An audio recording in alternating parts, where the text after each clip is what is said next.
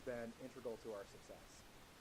They help everything run smoother, make players feel more comfortable, and just give a sense of competency to the store, and inspire some sort of confidence from outsiders coming in. I think one of the biggest misconceptions that a lot of players and or even other store owners have with judges when you first get into it is that their game knowledge is the biggest asset that they bring to the table. And honestly, I feel like that's almost the smallest thing. It's all about their people skills. The best judges, in my opinion, are people who make our players feel comfortable and want to come back. We've had every gamut of judge, from the person who knows these rules better than anybody to somebody who's maybe not great at the rules, but they're really good with people. And I will take that really good with the people person every time, because if they ever even make if they jack something up somewhere, they're able to smooth it over and they're able to make it okay for the players.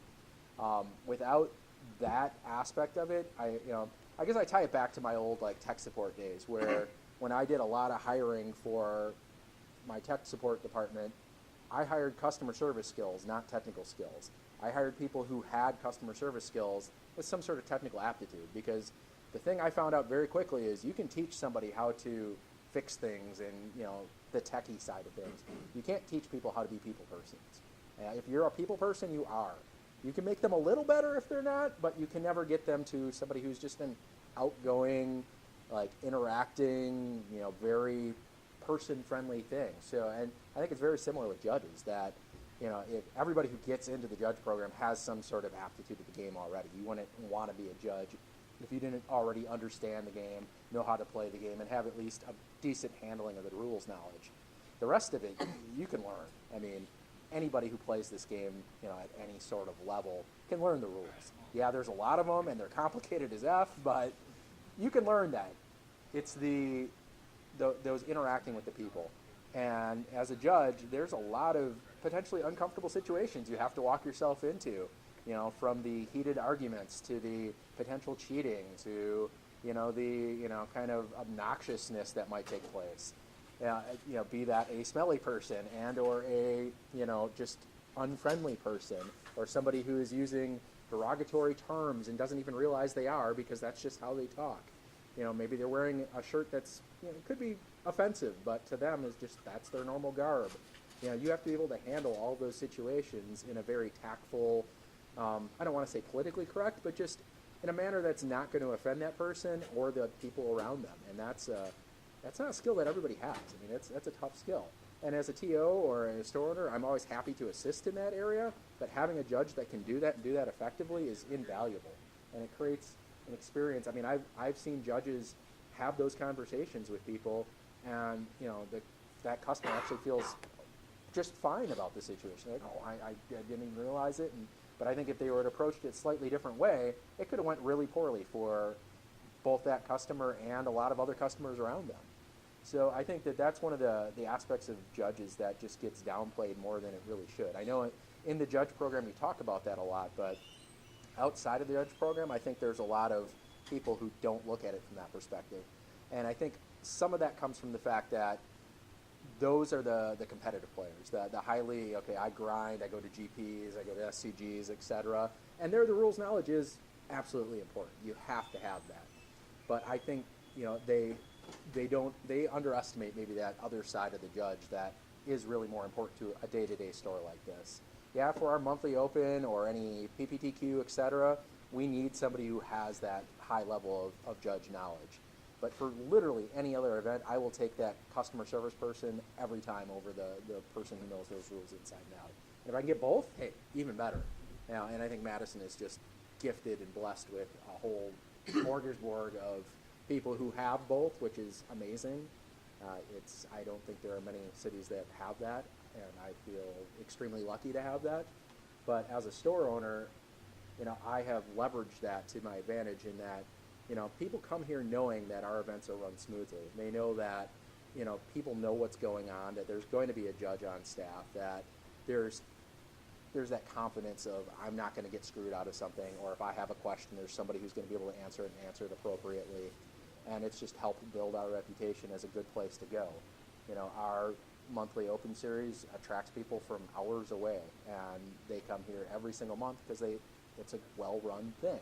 I think it's very similar to the way that SCG pulls their customers. People go to SCG events because they know SCG knows how to run a smooth event. Now with Channel taking over, that I think was a big part of why Wizards made a decision to give Channel just having one entity to run the Grand Prix, because they proved that they could run very smooth, effective events, and that's what players want. From the most casual all the way up to the hyper competitive, they want something that's just going to run smooth and have like a known commodity. Some of the smaller things that I personally appreciate are the judges that go out of their way to just be busy all the time, essentially. Be that even just socializing with the players, or walking around in between rounds and just straightening up things if they see things. That garbage picking aspect is really nice, because on a big event, the staff is usually really just tied up in their own world, and if a judge can help out from that perspective, it's huge. It keeps the store looking nicer, which keeps players happier, et cetera, et cetera. So that just personally, I love that. And the judges around here are really quite good at that. It's something I don't really ever have to ask. It's just done, and that's fantastic. And even just kind of the general straightening up afterwards. And then at the end of the night, just a check-in with the staff, be it myself or anybody else who's on staff. Just is there anything else you need from me? Making sure that the event's been uploaded, that there's no outstanding issues, questions, etc. If God forbid there was some sort of issue, making sure that the staff and or I are fully aware of what took place, giving us a good breakdown, because there have been occasions where we've had to disqualify somebody. Unfortunately, it's I think only been at pre-releases, but makes absolutely no sense to me. Yes. Yes. Yeah. He had to do that, and he got his very first one while Clems was playing in the pre-release along with Richter, so he got to deal with that audition of having to deal with disqualifying somebody for his first time in front of two of the highest ranking judges in the world. Have fun. But again, it's one of the joys of being in Madison, is we get to have people like that play in our events and judge events and just be around in the community, which is fantastic. Yeah. and play each other, which is also fantastic. You guys have any questions for me from a judge perspective for asking a store owner like what you need to do to be better? I know this has been a great store, especially for newer judges. I got my start here, and a lot of other L0s do that. What are some of the mistakes you see a lot of like L0s or new L1s making in terms of especially things like from your perspective, you're like, I can do better? Honestly, it's being afraid to make a mistake and not actually being confident in themselves. Being okay with making that mistake, but then also knowing how to correct that mistake. I see a lot of people second guess themselves as opposed to being confident. I think that's something that a lot of new judges just struggle with in general, is their confidence. Come in confident. Even if you're not 100% confident, come in confident. And if somebody questions you and you realize you're wrong, so be it. You can go back and fix that. But that degree of confidence goes a long ways towards just avoiding conflict in general. Like, people read that level of confidence and they, okay, that's fine. And if you did mess up later and it's found out that you messed up, you own it, and that's fine. It's okay. If you're at a big event, you've got a head judge there that should know things inside and out, that's going to be able to fix that anyway. If it's an F&M, so be it. If somebody's really unhappy, as a TO, I'm going to make sure that they're happy after that situation. But, I want judges to be, confident in their ability and just give those rulings in a confident manner. Fake it. You don't have to be confident. Just pretend you are while you're giving the ruling. Exactly. Because sooner or later, it'll happen. You're going to mess up. That confidence comes from the experience and just dealing with calls and players and stuff. So if you're not sure, and if there's another judge on staff, it's totally cool, and I've never had a player have a problem with this. If you say, hey, I think I know what's going on, I'm just going to double check with a colleague, and I'll be right back. That's totally fine, and I've never had a player not be okay with that. Because players want correct rulings. And if you got to take an extra half a minute or a minute just to run something by another judge, just to make, like, even I, like, especially at the Open last weekend, I was like, I'm pretty sure I'm right, like 99%, but I'm not quite sure. Let me just go ask another judge real quick and be like, oh yeah, okay, sure. And that's totally fine. And it usually ends up being a lot better in the long run. And Same goes for looking it up. Like if you have Yeah. a quick, look it up. Yeah. I Don't look be up afraid stuff to. even if I think I know it, just to make sure, because like there's been updates to Every once the in a while I IPG. have a brain fart. Yeah. You're just like, wait a second, is this how that works? Well, that Right. goes into always read the card too. Like, Right. maybe Yes. you know what the card does, Yes. and then you read it and you realize, oh, it doesn't do it. And Yeah. there's a bunch of Oracle text coming up, so Cards Legacy especially. Yes. yeah, oh, yeah. Just don't trust the cards lie. Yeah. Anabon doesn't do what it says. No, no. Especially impulse. Yes, Yeah. yes, So definitely like, put impulse. cards back on top and then shuffle. Wait, what? Yeah, put them on the bottom, then shuffle. Yeah, and that is kind of it. There is like a life cycle to a judge where they have to struggle to get that confidence, and then they maybe get a little overly confident and make those mistakes. Yes. Like, I haven't made a mistake in like 2 years. I'm fine. I got Yeah, this. And no. Always Yeah. look it up. so that's that is something to keep yourself in check. Yep. And I think what you said there, especially about having confidence, but also being able to admit your mistake. Yeah, absolutely. Own it. Yeah. Don't fight it. Own it. Yes. It's okay. I dropped the ball. Like I said, worst case scenario, if it costs them prizes or something, work with the TO. We're always happy to make that right for somebody. Questions? Yeah. Assuming this happens ever, which I'm sure it does, what is the most common complaint you get from players about a specific judge? So, like, if I'm assuming that occasionally you get feedback from players saying, I didn't like how this particular thing was handled. What's the one thing that they're looking for that judges seem to miss most frequently? The only complaints I've ever received where the judge seemed like bothered or interrupted by me calling them over. Like they were too involved with whatever discussion they were having or doing that they felt like they were inconveniencing the judge. And I've had that complaint a handful of times ever. And that's, I think, again, that just goes to when you get a judge call, that's your job. You're over there, that's your 100% focus. Don't, I'm doing that. It's okay. You pause whatever it was that you were doing and you go. And it's fine for a judge to have. I mean, like I said, I love judges interacting with the community as a whole, building those relationships because it makes people want to come back. But they also have to know that as soon as that arm goes up and the judge is called, that's your priority. This has got to pause. I'm over here now. Mike, you're still in the presentation. Yeah. That's all my presentation is, Mike. All right. Sorry. That kind of goes with the customer service aspect of it. It really does. And They are your priority. I've gotten in the habit of saying, like, whenever I go up to a call, I say, hi guys, how can I help? Like, that's just my opening. And before anything else. Because then you indicate to the players, one, you're being nice, civil, whatever. And two, you're engaged that you're here to help. You are here to smooth over any disagreement or question that they have. He's stealing my reason. Yes. All right. So So we're, this all up yeah. real quick. Do you have a question, Mike? I always try to end it with, and it's also good, but I always try to end it with, is there anything else I can do? Yeah, So that that's a good also one, feels too. like I'm not just like, okay, answer your question, I'm done with you, but like, hey, tell us if there's anything else I can help you with. Yeah, I usually am something along those lines. Like, is there anything else that you guys need? Everybody agrees. Like, that's the biggest thing. It's like you both agree with what's going on. Okay, now we're good. Right, and I'll often ask, like, did you guys understand? Because a lot of times you'll give the ruling and they'll know what you said. Yeah. Like, But not okay, why you said my it. guy's dead, he goes in the graveyard, fine, I get it. But then I'll always be like, do you understand? And sometimes we're like, no, or sometimes we're like, not really, but it's fine. And then I'm always like, no, it's not fine. Let me make sure you understand why it is the way it is. Because I don't want to come back here in 5 minutes and Right. answer the same question. Two questions. You don't say that part, but you think it loudly. Mike?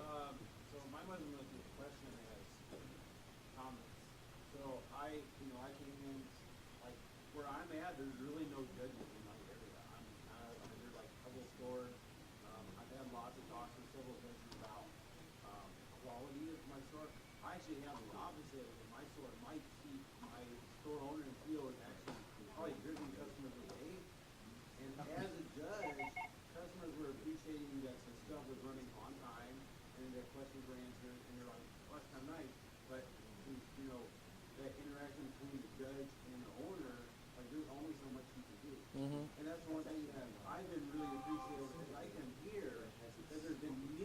but they have given lots of advice that all bring their strengths and stuff to the thing. And I mean, I've always been pretty confident with people because I'm a teacher. Like I understand people all the time.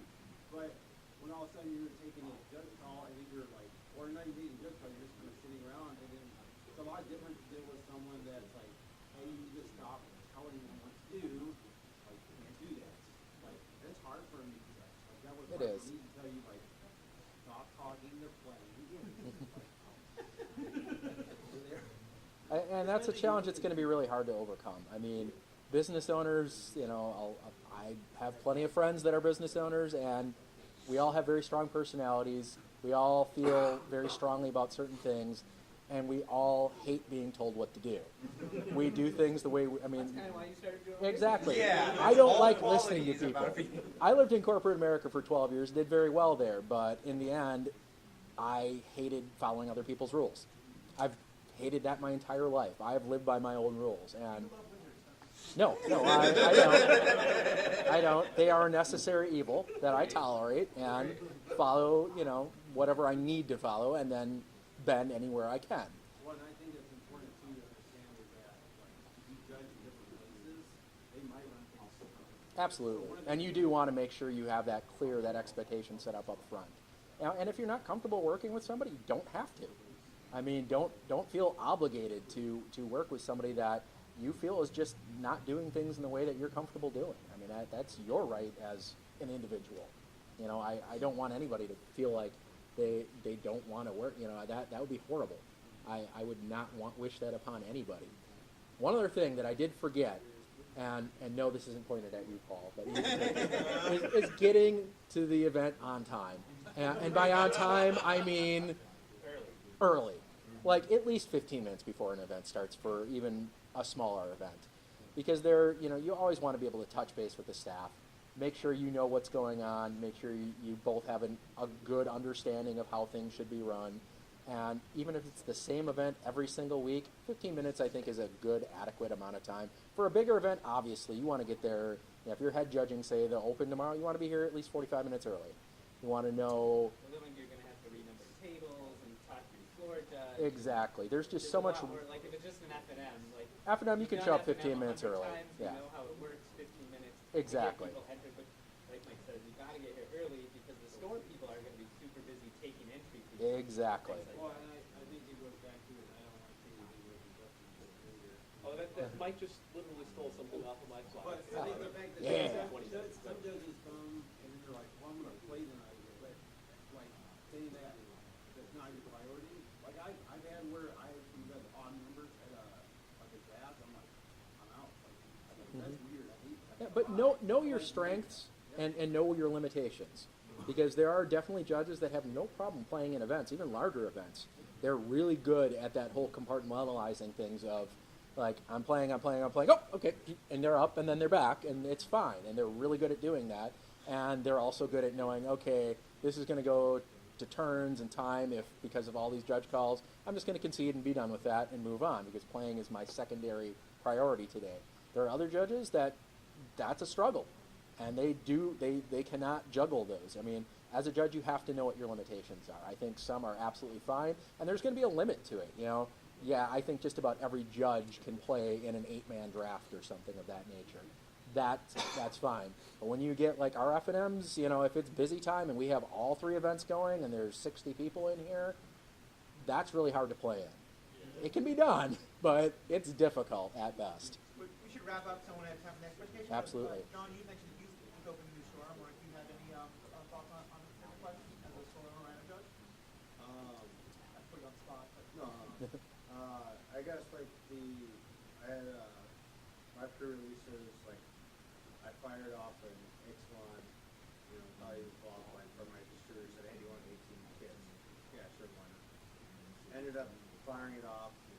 People came in. Now, I was not a judge at that point, but I knew magic, common sense, really, and stuff like that. And for the first pre-release I ever fired, not officially, people were complimenting just the way, like, I knew the game, I knew how things were running, that ran smooth. And compared to one of the other stores, I mean, when he said customer service, I was like, that's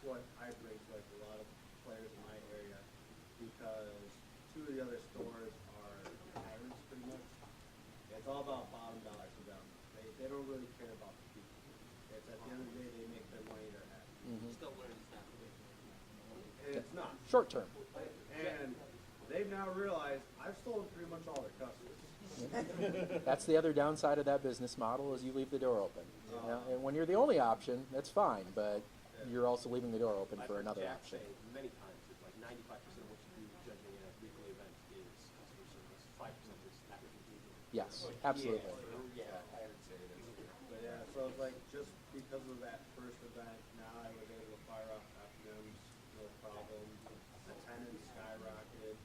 I had a guy come in yesterday, buy almost $500 in singles from me just because. Granted, my whole store right now is a mess because I'm doing inventory and that's all. But he was impressed because I was like, I've got everything everywhere. Tell me what you need.